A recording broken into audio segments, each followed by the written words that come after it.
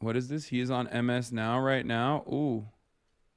Mr. Mayor-elect. Good to be here. Thanks for having me. Is the White House meeting real? Who knows what's real these days, but do you understand it as a real thing? We did reach out to the White House, and my team reached out because of a commitment that I made to New Yorkers, that I would be willing to meet with anyone and everyone so long as it was to the benefit of the 8.5 million people who call the city home and their struggle to afford the most expensive city in the United States of America. I'm calling it now. He's going to love Mamdani. He's such a nice kid and quite handsome fella, too. This is how he vibed with the last Muslim in the Oval Office. Mr. President. That's another league, Mr. President. This is AI, man. Right? Isn't this fucking AI? Wait, Asin posted this? This looks like AI. What the fuck? Trump's movement looks so crazy. Is this not AI? Wait, why does he look so fat? That's another league, Mr. President. It's real? That's another league, Mr. President. I don't think I've ever seen him move like that. What the fuck?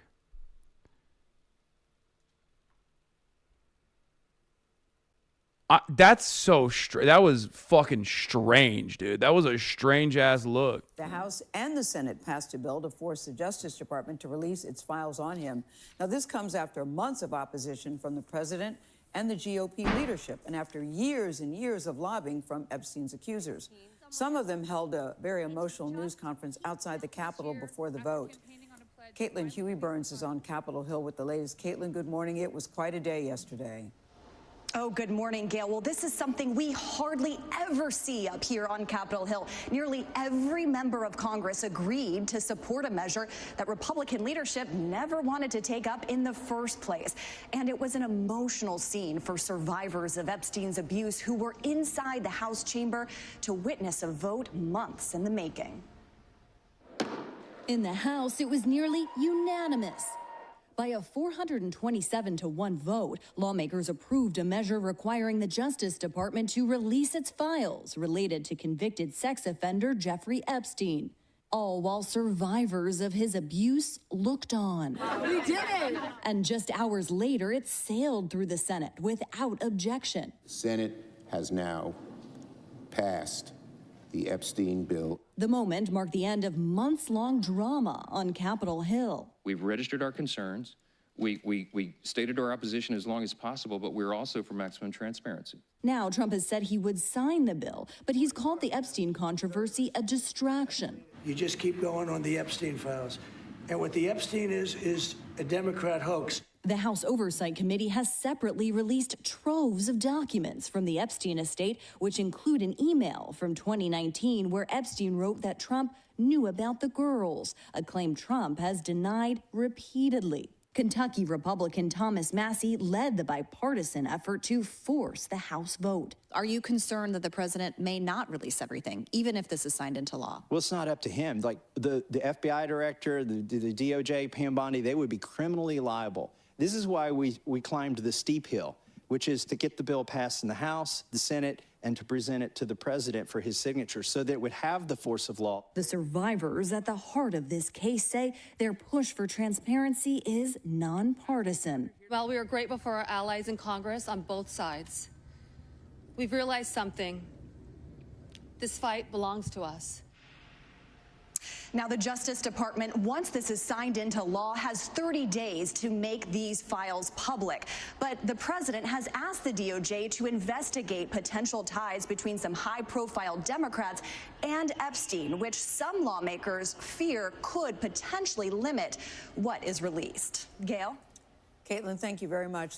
Well, we're going to begin this hour with the congressional vote to force the release of government files on the convicted sex offender Jeffrey Epstein. That vote almost unanimous despite months of opposition by many Republicans, among them President Trump. The bill now heads to President Trump's desk. For more on this, how it happened and how it went down, we're joined by our chief Washington analyst, Robert Costa. Bob, good morning. Thank you for being here.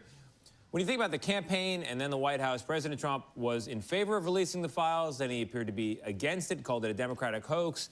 Where's his head now? What are you hearing from inside the White House about how he's reacting to all this?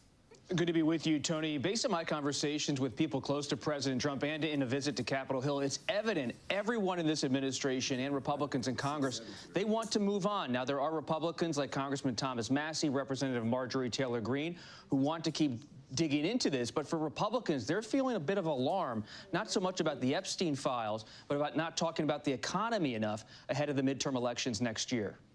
So this apparent split within MAGA world, what impact do you think this could have, or lingering impact politically on the president? It's lingering because this is now going to lead to document after document potentially being released. And the administration will get scrutiny about whether there's enough out there about Ghislaine Maxwell and so many other characters that are related to this case in some way. So the questions will continue. Lawmakers expect that inside the Republican Party. At the same time, they feel like they can try to move on now that this has been addressed legislatively. You know, Bob, some lawmakers have expressed concern that this document release will not be all that revealing because the White House will be able to redact or withhold some material saying there are ongoing investigations. What are you hearing on that front? What I'm hearing is so many Democrats, should the House Democrats win power in 2026, are going to come back to this issue in 2027, 2028, should they win power in the midterm elections, because there's a real belief among Democrats on Capitol Hill that this Justice Department is too close to President Trump and just won't do enough in terms of disclosure. Republicans have faith in the Attorney General, Pam Bondi, but even some of them privately say this DOJ so close to the president, and they do wonder about the extent of what will be released. Bob, thank you very much. Well, the Crown Prince has long been isolated, but President Trump is welcoming him here with open arms, even praising his human... They didn't do it under Biden. Be for fucking real. Julie K. Brown's take on this is actually interesting. At first, I didn't understand it, but Julie K. Brown was saying that the reason why... I think it's a bit cope, but she was saying that, like, the reason why this wasn't as big as an issue in terms of, like, the files being released is because no one made a big fuss about it, for sure. But also, under the Biden administration, Ghislaine Maxwell was actually being investigated. Ghislaine was found guilty in January 2022. It's major cope to cover up for feckless Democrats. No, I agree. Democrats could have sincerely talked about this stuff leading up to the election. I talked about this stuff leading up to the election. I kept repeating that, like, Donald Trump is actually linked to Jeffrey Epstein. If you remember, the Michael Wolff stuff came out right before the election, and the Democrats, not even for a brief moment, utilized it.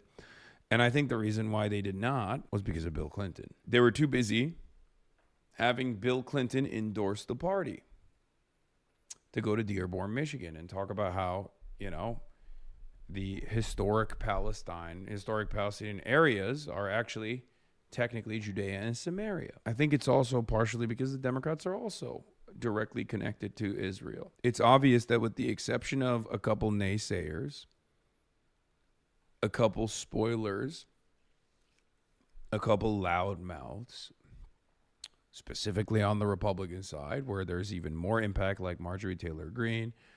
And I hate to give them credit for this because their ambitions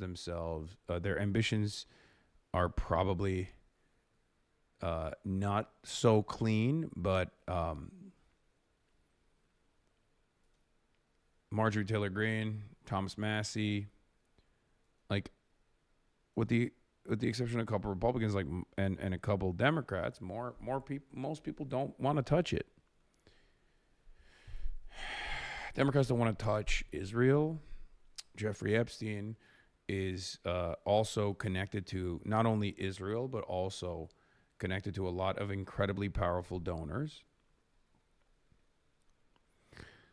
Part of the reason why I always say I don't think we're going to actually see the full thing is for that reason. I don't think we'll ever see how deep that well goes. General, do you mean that you will provide all the files by 30 days? We will follow the law. The law passed both chambers last evening. It has not yet been signed, but we will continue to follow the law, again, while protecting victims, but also providing maximum transparency. Madam Attorney General, the DOJ statement earlier this year saying that the files would not release mentioned the fact that the review of the documents and the evidence did not suggest that any additional investigation of third parties was warranted. What changed since then that you launched this investigation? Information that has come for information there's information that new information, additional information, and Oh my God. Bro, they are so bad. Yeah, when they say new information came out, what they actually mean, and I'll translate it for you, is Donald Trump has given the A-OK. Donald Trump has given the A-OK. And for the record, I was listening to some news coverage on this issue this morning before I went online. And what's really funny about it is that some Republicans are just straightforward. They straight up said, yeah, I was against it. Now Trump wants it out, so I'm for it. Like, there are Republican politicians out there who openly will admit to your face that they initially opposed the release of the Epstein files and now are for it, or at least whatever version will be released, is just, oh my fucking God, Jesus Christ. It's just Donald Trump. Was Biden able to release the Epstein files while he was in office? Yes. There was plenty of time for him to release the Epstein files in the aftermath of the Ghislaine Maxwell investigation's conclusion. After the court proceedings, he could have just like fucking dumped all of it. They didn't do it. They didn't even use it as an attack line against Donald Trump, in spite of the new information that had come out from Michael Wolff's reporting, literally right up to the election. Michael Wolff did some coverage on this stuff and reported that Jeffrey Epstein was actually super connected to Donald Trump far after we had previously thought their connection had ended, where Donald Trump had claimed that he had severed ties with Jeffrey Epstein. And the thing is, they didn't do it. They didn't even use it as a talking point. They actually never brought up Jeffrey Epstein. If you recall my conversations at the time, my analysis at the time, I kept saying, why the fuck aren't the Democrats using this as an attack line? But of course, I knew why they weren't using it as an attack line. If you remember my analysis back then, I told you it was because there are far too many Democratic big ticket party donors and also many prominent Democratic politicians like Bill Clinton that are directly involved with Jeffrey Epstein in the same exact meaningful ways that Donald Trump is involved with Jeffrey Epstein, perhaps even worse than Donald Trump's involvement with Jeffrey Epstein. And also, Jeffrey Epstein is an asset for the state of Israel, and Democrats are also uniparty on defending Israel. So these are the reasons why they never used it. So yes, it is copium to a certain degree to say that the Biden administration had no way of releasing the files. I guess at most you could just say, why didn't the Democrats make a bigger fuss about this? Or I guess the only line of defense is that, well, people weren't making a big deal about the Jeffrey Epstein stuff when Democrats were in charge. And there's some truth to that. And I think that's part of the reason why there's some truth to that. And I think part of the reason why there's some truth to that is because Democrats just did not fucking want to make a big deal about it. They do now because Donald Trump is president. They do now because Marjorie Taylor Greene, Thomas Massie, and some other Republicans are also making a big fuss about not just Israel necessarily, but Jeffrey Epstein as well. So, yeah, I think it was Byron. Byron Donalds is straight up. Here, look. Dude, I love how fucking fraudulent these stupid motherfuckers are. God damn it, dude. Look at our politicians, dog. What are we doing? Prem Tucker, friend of the show of Zadeo News, went up to congressional Republicans to press them on calling the effort to release the Epstein files a hoax, and then today, with Trump's permission, voting to release them. Yeah, what do you make of the vote to release the Epstein files today? That's good. We got it done. Now wait till you see all the dishonest media and everybody out there when Trump's not in it. What are they going to do? I cannot begin to explain to you how open these guys are about their lack of interest in what happens to you. Okay? Like, they do not have a sincere bone in their fucking bodies, man. They are like, oh, they're so fucking insincere. They're such fucking grifters. Even something like this. And the hand ringing that has taken place to get this information out there. Like, I'm telling you, man, these are lizard people. If you are wondering why it takes a year to fix a fucking pothole in your city, it's because the American government is broken. Every institution is primarily compromised and primarily have people like this all the way down to the local positions. It's just all ambitious lizard people. Whether it be Jeffrey Epstein, whether it be only offering infrastructure contracts to like their nephews and their friends in a quid pro quo style situation. I'm just saying, generally, this inconsistency that you're going to hear from this fucking dipshit is demonstrated in every aspect of American governance, okay? What are they going to do? They're going to be whining and complaining about something. They're going to be sitting there conspiring now to figure out, well, if we get the House back, how are we going to impeach the man? What are we're going to have to come up with something else. You previously previously the records were destroyed. They destroyed the records. And they're Yeah. going to come up with something. You previously said that you wanted to vote no on the Epstein hoax, and then you flipped. Oh, we all did it. We all did it. President Trump wants it because it's going to exonerate. It's going to clear him. Yeah. So I think he's put this back on the Democrats now. You know, but you know what? If Trump was in it, Joe Biden would have went after him. He'd have indicted him on something, but he didn't do it because there's nothing there. It's the Trump hoax. What do you make of Trump being mentioned in the latest Trove Epstein files more than anyone else? There's 65,000 pages. Obviously, Epstein did not like Trump too much. He's pretty much in bed with these others. Summers, he's in bed with Clinton. Now, why did Bill and Hillary not want to come up, and we subpoenaed them, not want to come up and testify? Why not? It's a big cover-up. You know what's so interesting about it? It's all the Democrats. The Democrats that are tied to Larry Epstein, to Epstein. It's Epstein, the Democrats. It's not Donald Trump. And you guys keep spinning this. Bro, he ain't even trying. He ain't even good at repeating the talking points. Like this is half-hearted, you know? Come on, Donald Trump said it's fine.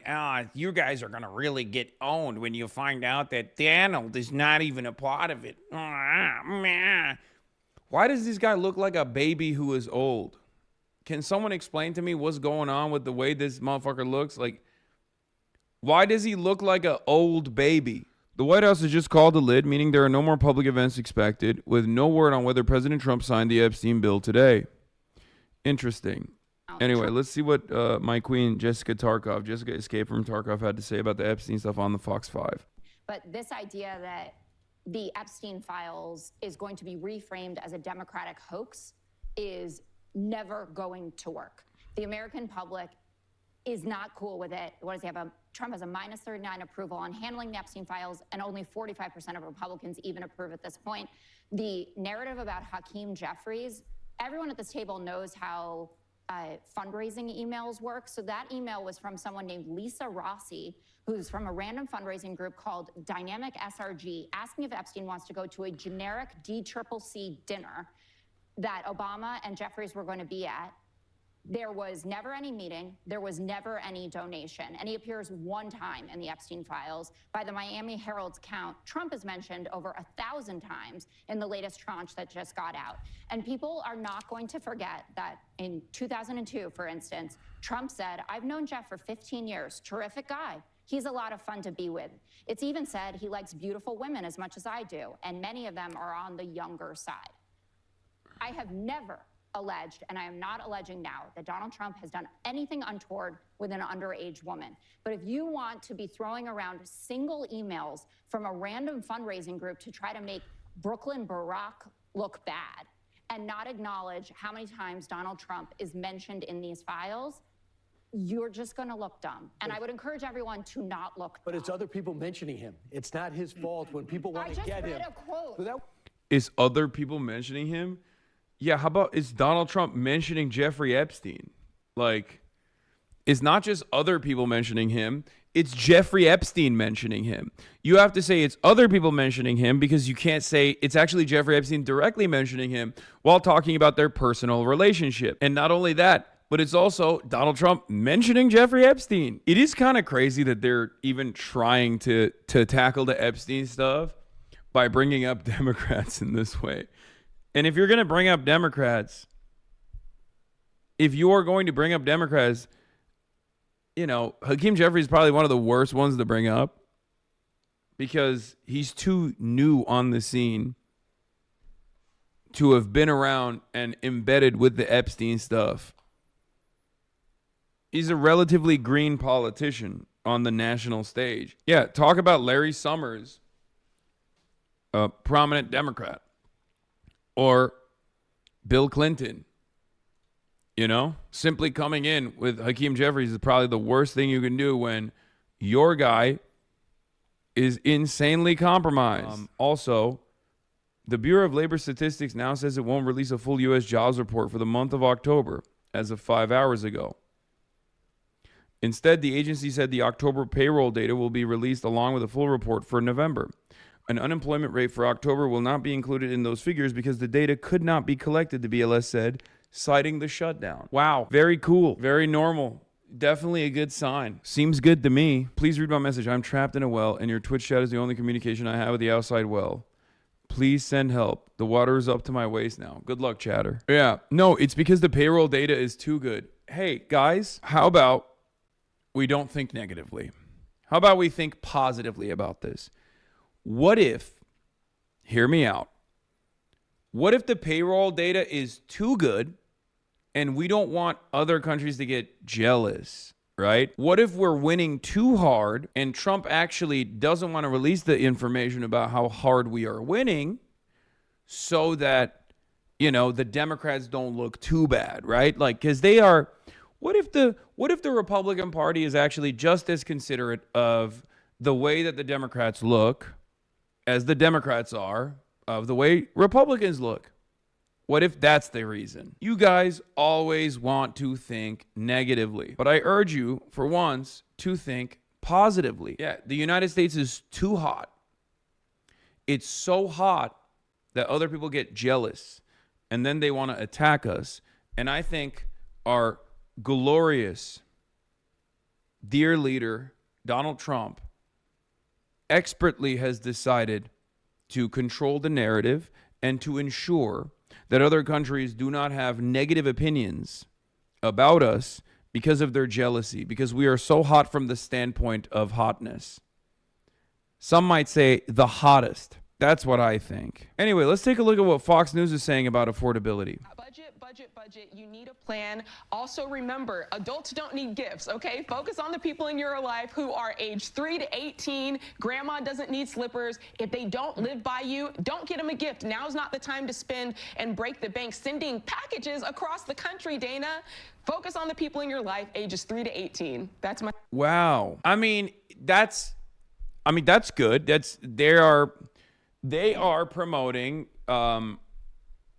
being frugal as a value, as a virtue, and Americans need a lot of that, okay? Americans need a lot of that.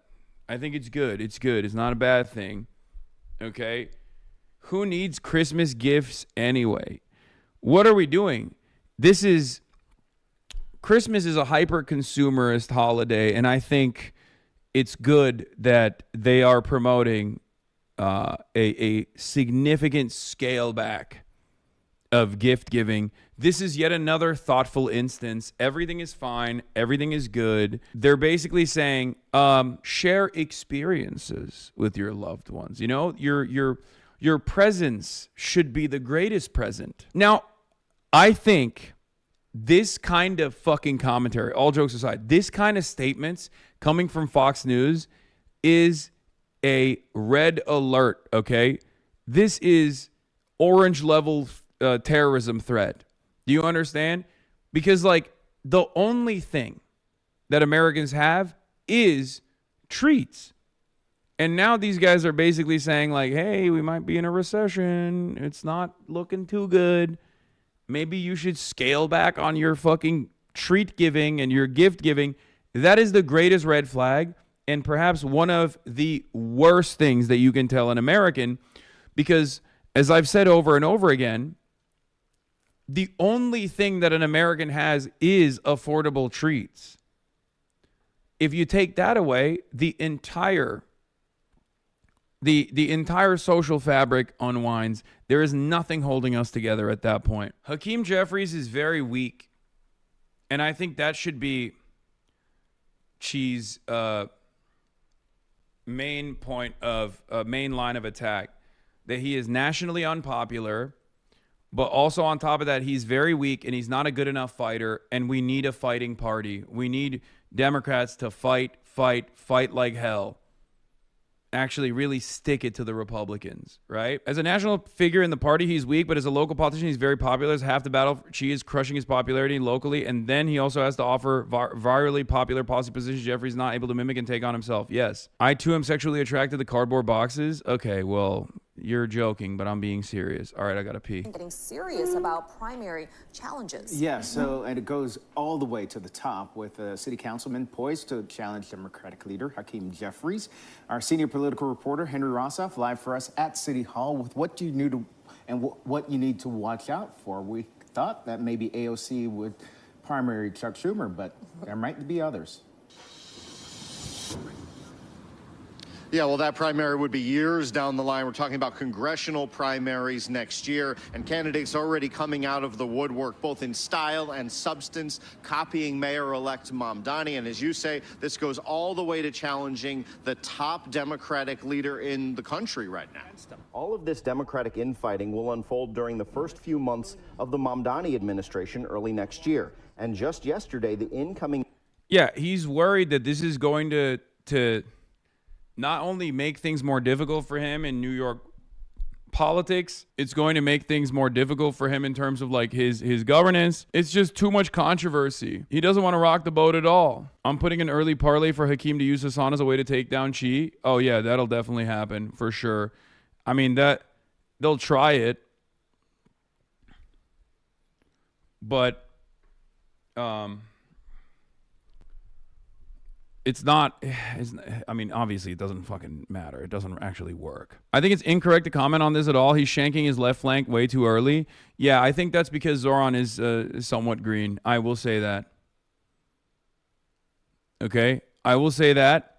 I think Zohran is kind of green, and that is the reason why they tried to nip this in the bud. Instead of seeing how this plays out, I think he just wanted to stop it from happening at all because he was worried. Chi would also basically be a New York City DSA proxy versus the Dems. NYDSA would be putting in a lot of hard work for a very, very hard election, harder than versus Cuomo. Some people are worried that means leaving other local elections short-staffed. Exactly. No, that's precisely what the internal consideration is. It's whether or not this actually cuts the wind off the sails of this now growing momentum, because now you look like a spoiler, right? It's not impossible. Zohran and Jeffries have made a deal in the primary for Jeffries to not endorse Cuomo or something similar. Obviously, who knows? But it could be the calculation. Okay, well, who gives a shit? That was behind closed doors. They're through cold water on the idea of Osei challenging Jeffries. I believe that there are many ways right here in New York City to both deliver on an affordability agenda and take on the authoritarian administration in the White House. But his attempts to pick and choose who gets a primary challenger may be in vain. The DSA is on a hunt to take out as many incumbent establishment Democrats as possible.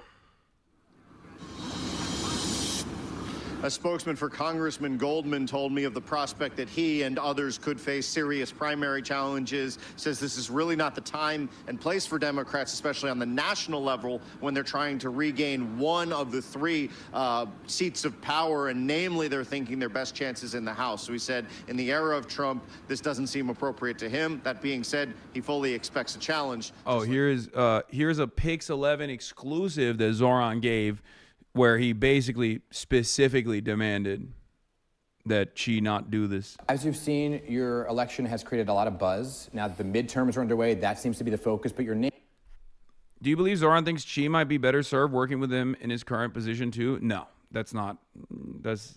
There are a million incredibly talented people begging to fucking work in the Zohran admin. That's not a thing. Not to say that she wouldn't be great in whichever position he would get. No, the main consideration is what I told you. I'm telling you exactly what it is. I'm literally spelling it out for you. I know for a fact, okay? It is the incredible difficulties of being the New York mayor and the allegiances that you need to fucking set so that you can even be the mayor. It's fears of doing the job without having all of these allies, or rather having them develop tremendous amounts of resentment against you, and you need those people. Let's be fucking real. But it's also like Zohran, I think, understands that he represents something greater than himself. It's not just about being a good mayor for New York, even though that is a major consideration, but it's also about delivering on an agenda to the best of his ability, no matter how modest or how incremental these gains might be. And that actually represents a movement, right? That actually represents proof, and proof that the left flank of the party could actually be successful and deliver on the promises that they made.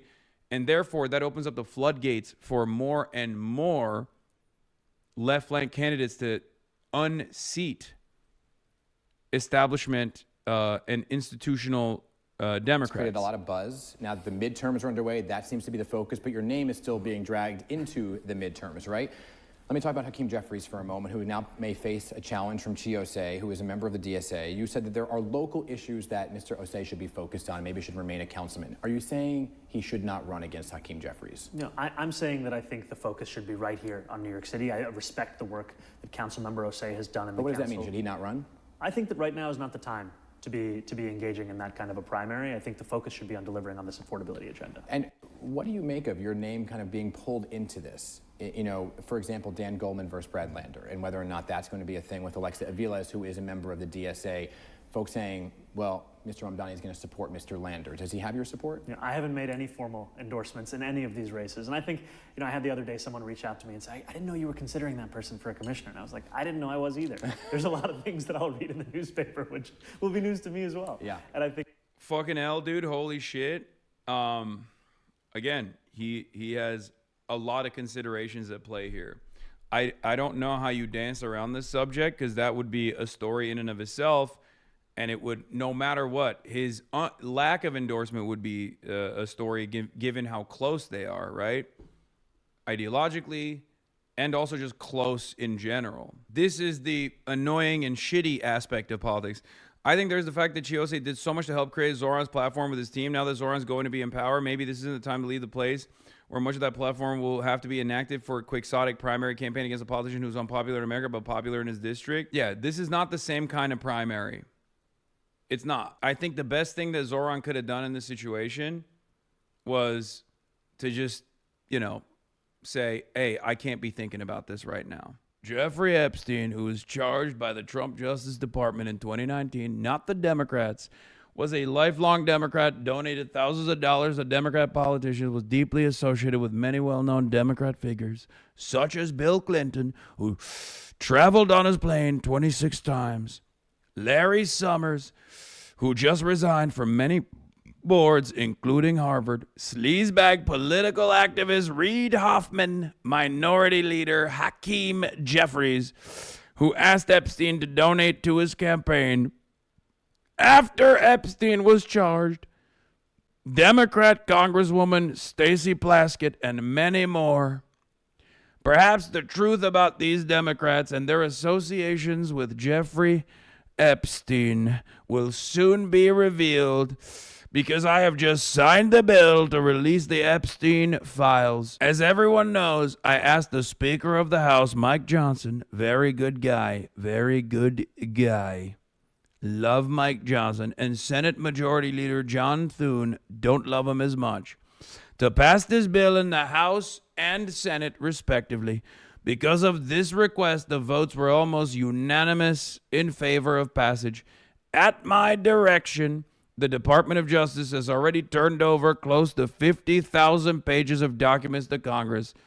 Do not forget, the Biden administration did not turn over a single file or page related to the Democrat Epstein, nor did they ever even speak about him. Democrats have used the Epstein issue, which affects them far more than the Republican Party, in order to try and distract from our amazing victories, including the great, big, beautiful tax cut bill, strong borders, no men and women's sports, or transgender for everyone,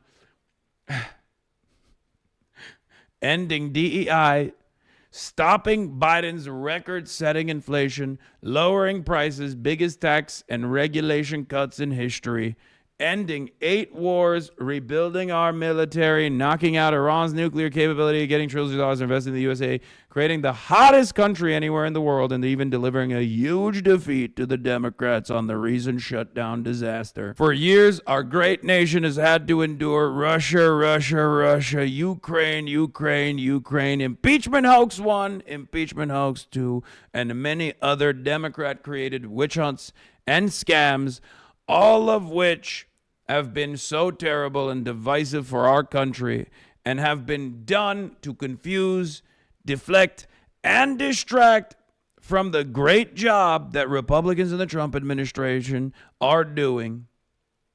This latest hoax will backfire on the Democrats just as all of the rest have. Thank you for your attention to this matter. Make America great again. So, how do I feel about this? I think that Trump could not stop this release at all because there was too much momentum boiling. And I think Marjorie Taylor Greene played a big role in that for sure. As much as I despise her, I have to admit, because she is like a true card-carrying MAGA loyalist, a cultist, right? And when you start losing allies, or when you get criticized from your right flank on that front, obviously, especially at a time when all this other stuff that he's talking about is not actually yielding positive results for his base, he's withering away at the margins, like all of the people that weren't firmly invested in the cult, all these people that were not firmly in the Trump cult, been slowly but surely going, okay, dude, you did transgender for everybody, but like, you know, the groceries are still expensive. Electricity bills are skyrocketing. Affordability is not getting any better, right? So who gives a shit?